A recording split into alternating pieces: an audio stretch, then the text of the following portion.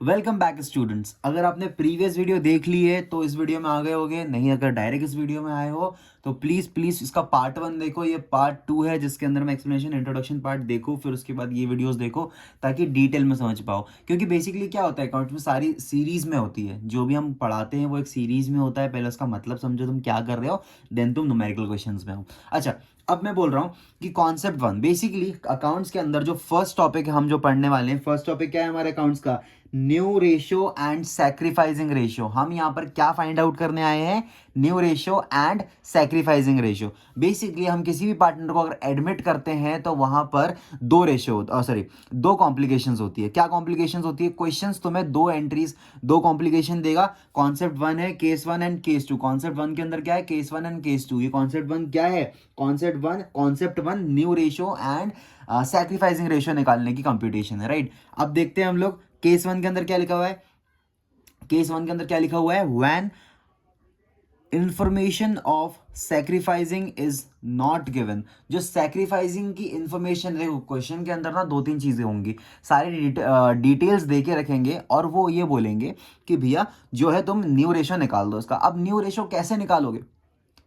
कि उससे पहले तुम्हें सैक्रिफाइसिंग रेशियो निकालना पड़ेगा। लेकिन अगर न्यू रेशियो निकालने के लिए किस चीज की रिक्वायरमेंट है? सैक्रिफाइसिंग रेशियो की। अब सैक्रिफाइसिंग रेशियो ही अगर क्वेश्चन में नहीं दिया हुआ है तो क्या करोगे? और इफ केस 2 के अंदर सैक्रिफाइसिंग रेशियो दे के रखा है अगर आपको, तो क्या करोगे? मेरी बात समझ रहे हो? मैंने क्या बोला? मैंने ये बोला कि अगर हम न्यू रेशियो निकालते हैं, क्वेश्चन के अंदर आता है अगर न्यू रेशियो निकालने का, और अगर न्यू रेशियो निकालने के लिए सैक्रिफाइसिंग की जरूरत है, लेकिन अगर सैक्रिफाइसिंग रेशियो ही नहीं देख रखा है, पार्टनर्स गलती से लिख दिया था मैंने, कट कर दिया। अगर न्यू रेशियो लिखने से पहले सॉरी न्यू रेशियो अगर क्वेश्चन में दिया ही नहीं है तो क्या करोगे? और इफ क्वेश्चन के अंदर दे रखा है, दैट इज द केस 2। अगर क्वेश्चन के अंदर दे रखा है तो क्या करोगे? अच्छा चलो बात करते हैं केस 1 की। केस 1 के अंदर क्वेश्चन क्या है? Example 1, case 1, when information of sacrificing is not given. तो देखो पहले क्वेश्चन रीड करो, क्वेश्चन रीड करोगे तो बुक के अंदर के क्वेश्चंस को भी इजीली सॉल्व कर दोगे। Ram and Shyam are equal partners. Ram and Shyam equal partners है, मतलब 1:1 का रेशियो बन रहा होगा। एंड चिंटू एक नया पार्टनर है, is admitted for. Chintu admit हुआ 1/3 शेयर्स के लिए। अब चिंटू अपने हिस्से के शेयर्स लेके आया, कितने लेके आया वो? 1/3 शेयर्स लेके आया। अब क्या बोला है क्वेश्चन ने कि कैलकुलेट कर दो न्यू रेशियो। अब मेरी बात ध्यान से समझो, अब मेरी बात ध्यान से समझो। यहाँ पर क्या लिखा हुआ है कि एक फर्म में RSC लिमिटेड, लिमिटेड कंपनी का होता है, मैंने फर्म लिखा हुआ हो चलो RSC एक फर्म है, इस फर्म के अंदर ये मान के चलते हैं हम प्रॉफिट है। ये समझाने के लिए मैंने ऐसा बनाया, मान के चलो ये प्रॉफिट है। प्रॉफिट के 3 हिस्से होंगे। क्यों? क्योंकि देखो ओल्ड पार्टनर्स कितने मांग रहे थे? ओल्ड पार्टनर्स का मैं यहाँ पे लिख देता हूँ, ओल्ड पार्टनर्स का 1:1 का रेशियो था। दैट मीन्स 1/2 का रेशियो था। अरे था कि नहीं था? ओल्ड पार्टनर्स का 1/2 का रेशियो था। अब 1/2 का रेशियो था, मतलब 2 का एक हिस्सा। अगर मैं यहां पे समझाऊं तो ये 2 का एक हिस्सा राम का था और एक हिस्सा श्याम का था, करेक्ट। लेकिन थर्ड पार्टनर आया, उसने बोला मुझे 1/3 रेशियो चाहिए।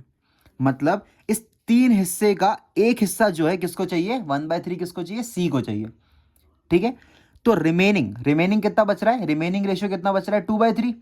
भाई 3 का हिस्सा, मेरी बात ध्यान से समझो, हमारा जो 3 का हिस्सा बन रहा है उसमें से एक हिस्सा जो है सी मांग रहा है। तो बचे हुए 3 में से 2 क्या हुआ? 3 में से 2 रेशो। समझे मेरी बात? 3 में से 1 रेशो इसने मांगा, टोटल 3 रेशो था, तो 3 में से 2 हिस्से किसके हुए? रिमेनिंग पार्टनर्स के हुए। समझे? तो यहां पे क्या लिखा है? So the half of the shares will be distributed to Ram and Shyam. मतलब मेरी बात ध्यान समझो, और 1/3 तो नया पार्टनर लेके रहेगा, ये तो कंपलसरी है कि 1/3 जो है वो नया पार्टनर लेके रहेगा। लेकिन रिमेनिंग पार्टनर्स का कितना बचेगा? रिमेनिंग पार्टनर्स कितना सैक्रिफाइस करेंगे, हमें वो फाइंड आउट करना है, ठीक है। तभी हम न्यू रेशियो निकाल पाएंगे। तो हम यहाँ पे क्या करने वाले हैं? राम और श्याम का जो है यहाँ पे हमने लिख दिया है, ठीक है। राम का कितना था? 1/2 और श्याम का 1/2। ध्यान रखना ओल्ड का रेशियो है, 1:1 का रेशियो निकाला है हमने ये। अब लेट क्या कर लेंगे? देखो जैसा जो लिखा है ना वैसा सेम टू सेम समझो, ध्यान से समझो, ठीक है। ये कॉन्सेप्ट भी यूज कर सकते हो जो ऊपर समझा है, बेसिकली समझाने के लिए था। इसको हम इन शॉर्ट एक ट्रिक के साथ करेंगे, दैट इज हम 1 लेट कर लेंगे टोटल शेयर्स को, क्योंकि हमें टोटल शेयर्स नहीं पता, क्वेश्चन के अकॉर्डिंग नहीं पता। मैंने यहां बता दिया टोटल 3 शेयर्स है, मतलब 3 शेयर्स में से 2 हिस्से और ऐसा हिस्सा है, ठीक है। अब हम लेट कर लेते हैं टोटल शेयर्स 1। अब चिंटू ने कितने मांगे शेयर्स? 1/3। ठीक है, अब ध्यान से सुनो, 1 को माइनस कर दोगे किससे? चिंटू के शेयर से। चिंटू का शेयर कितना है? 1/3। मेरी बात ध्यान समझ रहे हो? मैंने क्या बोला? मैंने ये बोला कि रिमेनिंग शेयर्स निकालने के लिए जो 2/3 है, निकालने के लिए कैलकुलेशन होती है। वो कैलकुलेशन क्या है? सबसे पहले लेट कर लेंगे टोटल शेयर को 1, फिर इस 1 को माइनस कर देंगे 1/3 से। अब नीचे 1 कैसे आया? क्योंकि नीचे कुछ नहीं होता तो 1 होता है। मैथ्स के बेसिक्स अगर पता है तो इजीली कर लोगे। अब आगे बढ़ते हैं। अब मैं आगे क्या बोल रहा हूँ? अब मैं ये बोल रहा हूँ कि जो रिमेनिंग शेयर्स है 1 - 1/3, दैट इज नीचे एलसीएम कितना जाएगा? 3। 1 के टेबल में 3 कितनी बार में आता है? 3 टाइम्स में आता है। 3 1 जा 3। ये सम 8th क्लास का है, देखो ये नहीं आता है तो प्रॉब्लम है तुम्हारे लिए। ठीक है, माइनस का साइन माइनस लगा देंगे। 3 के टेबल में 3 कितनी बार में आता है? 1 बार में। 1 1 जा 1। तो ये माइनस करने के बाद कितना आ रहा है हमारा? 2/3। ये है रिमेनिंग शेयर्स। रिमेनिंग शेयर्स का मतलब क्या होता है? जो चिंटू है उसने अगर 1/3 शेयर ले लिया है तो फर्म के पास बचे हुए ओल्ड पार्टनर्स का कितना बचा?